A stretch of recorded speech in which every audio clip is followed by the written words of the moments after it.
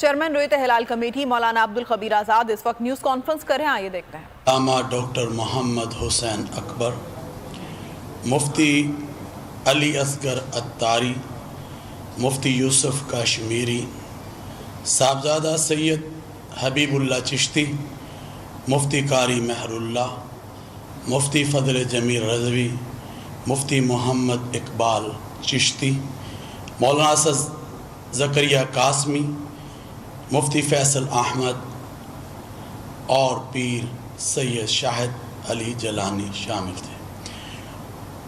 جبکہ مولانا فضل الرحیم اشرفی، ڈاکٹر راغب حسین نعیمی، مولانا یاسین ظفر اور علامہ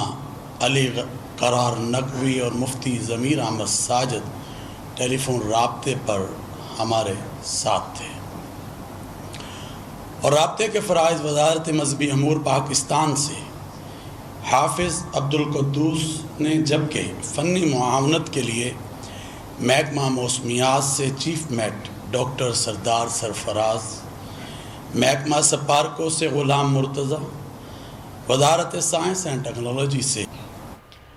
آپ کو ہم خبر سے آگاہ کر رہے ہیں، ذی الحج کا چاند نظر آنے کی شہادت موصول نہیں ہوئی۔ رویت ہلال کمیٹی کا یہ کہنا ہے کہ ذی الحج کا چاند نظر آنے کی شہادت موصول نہیں ہوئی ہے، تاحال ذی الحج کا چاند نظر نہیں آیا۔